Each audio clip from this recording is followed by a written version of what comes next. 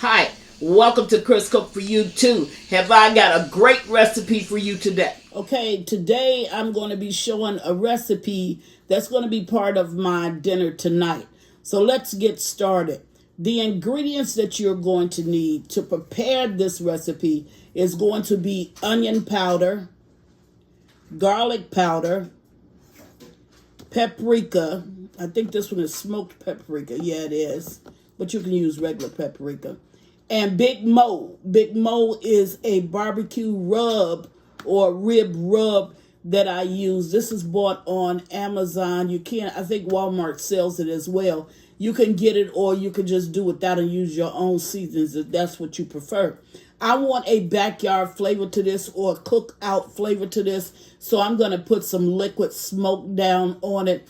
And I'm also going to use some chili powder, okay, on it. And I buy it in large containers in bulk, so I wanted to show you that as well. Now, the reason why I showed the ingredients first, and these are going to be rib tips, but they're going to be cooked in my oven. Then I'm going to add the barbecue sauce, is because if you're not familiar with the rib tip, let me just show you what it is. It's only the top portion of the rib. And I think you've seen me cut that up before, but it's the top portion of the rib. And I chose to show the seasonings first because I didn't want to put my hands on this pork and then turn around and put my hands on seasonings. This is a rib tip, okay? It's the top portion of the rib. So I'm going to have to go away and to wash this. And a lot of times, that's the piece that I really like, because you see that little gristle in there? I love that little gristle being on my rib tip. And that's on the top of your rib. It's normally not down there where the bone is, but it's on the top. So, and when you cook a rib, if you look at one of my videos, I do have where I take off the top of the actual rib. So if you look at one of my videos, you'll see where I take off the top and then I cut it up, and that's what I use. So really I make 2 dinners or 2 meals out of 1 slab of rib. But anyway, I'm going to go away. I'm going to get everything all washed and I'm going to get it seasoned up. You can go ahead and preset your oven for 350 degrees now. So all we have to do is put these in. I'm going to allow these to bake off because I'm not cooking them outside. I'm cooking them in my oven. I prefer an outdoors taste to my ribs, but since I don't have it, the liquid smoke will serve for that purpose. I'll be right back. Okay, now I'm back and the ribs have been washed, and I took a paper towel and I pat dry them to dry up some of that moisture that came from me washing them. And the reason that I did that is because you don't want that. That's going to help you to lose your seasoning once you put it on, and you don't want all that water so that you boil your meat. So now what I'm doing is I am applying the liquid smoke. And I just want to make certain that I cover my ribs, and then I'm just going to toss them in this. Now I'm going to cook this open face. Simply means I'm not going to cover it with anything. Why is that? Because I want them to brown in this pan. I don't want to cover them with aluminum foil and then smother them, and then I have to go back and put browning on it. No, I'll just open face cook them, which means I'll just go in here a couple of times and check them. Now I took all of my seasonings and I mixed them together so it'll be a quicker process. And I'm going to go ahead and just put the seasonings down on the ribs.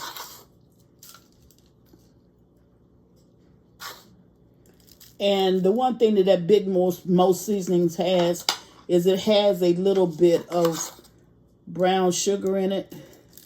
And that's always good when you're preparing your ribs. So what I want to do is to go ahead, drop a little bit, pick it up. What I want to do, that's got a good smell to it. And I want to go ahead and put my seasonings all over my ribs. Now, because I'm going to be turning this, it doesn't matter that my ribs are a little bit crowded in this aluminum pan. I got a lot of them, but we love rib tips. And I'm making this today with some corn muffins and some cabbage. But I wanted some barbecued ribs. Okay, so that's all of my seasonings.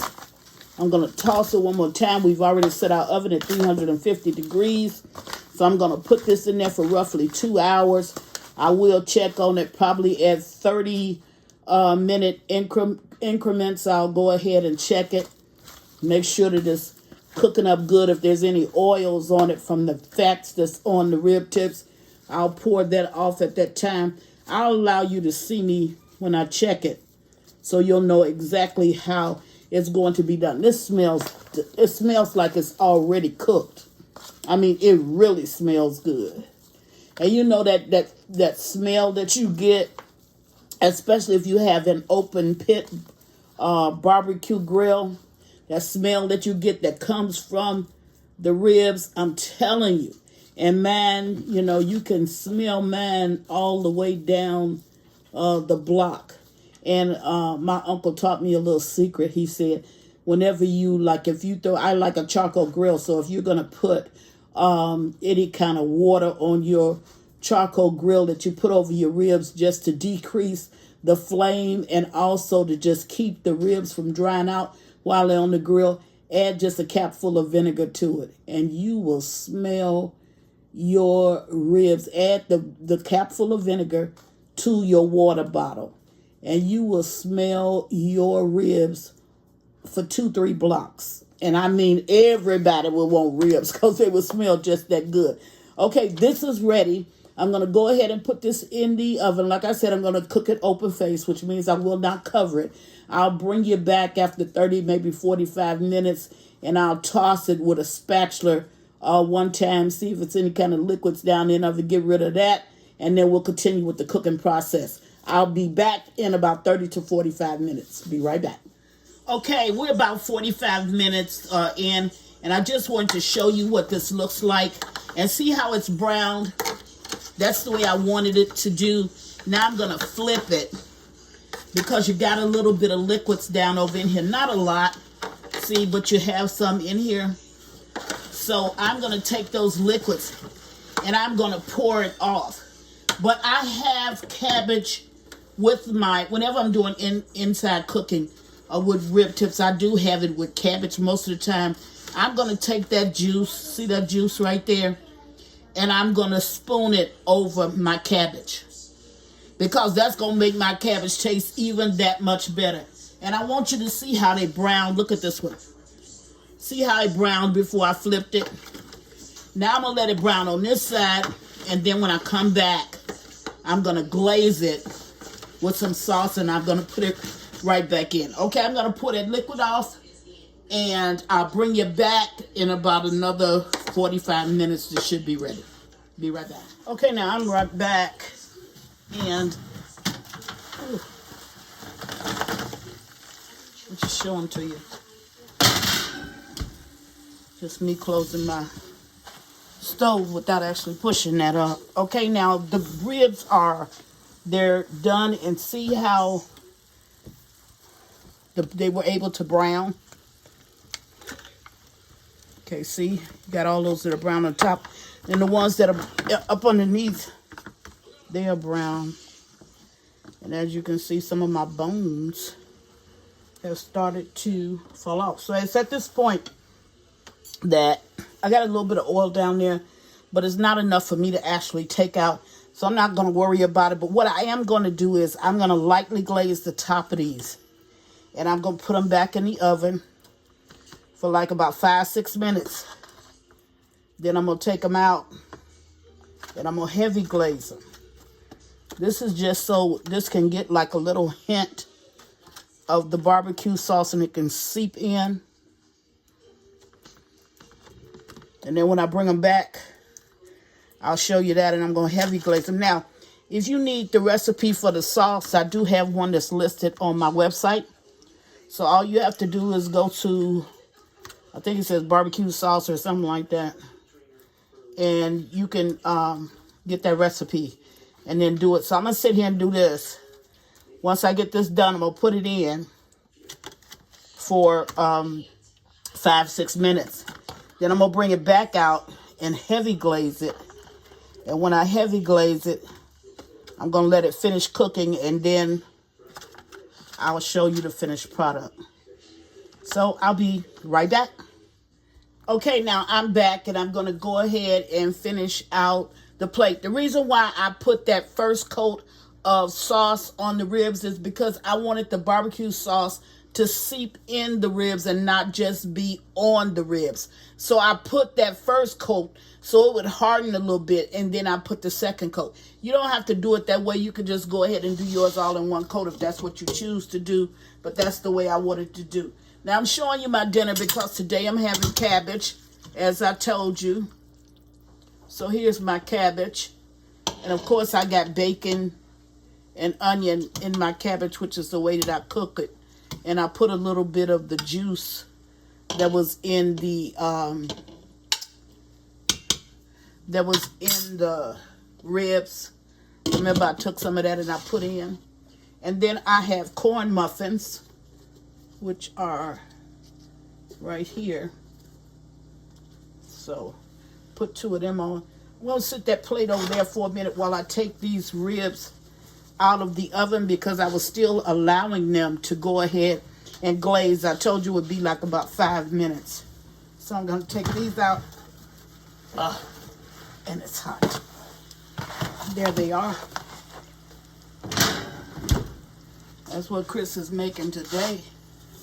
And you see, I could have left them in for another 5 minutes and got my sauce on top just a little bit harder. But it didn't really matter, so I just went ahead and took it out because we're getting ready to grub. So now I'll go ahead and I'll put some of these on the plate. And quite a few times I will have rib tips with my cabbage. I think I mentioned that. So that's what I'm having today. Just want you to see how this plate came out. All right. Slide this over to that side. Put that plate where you can see it. And I can touch this because I have this glove on my hand. Okay, I just want to put that piece of bacon up there. So, that's what I'm having tonight. I'm having cabbage, corn muffins, and of course, the main feature was the ribs. I think that if you try this recipe, you're truly going to enjoy it. I know that they're tender, and you do too, because we took a bone out in the middle of cooking. We took one of the bones out that had already fell apart from the meat. So I want you to try this meal. Give it to your family one night.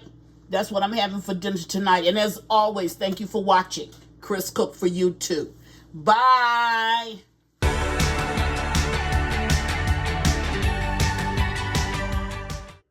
Please follow me on Instagram and Facebook at Chris Cook for You too. And don't forget to share this video. Bye.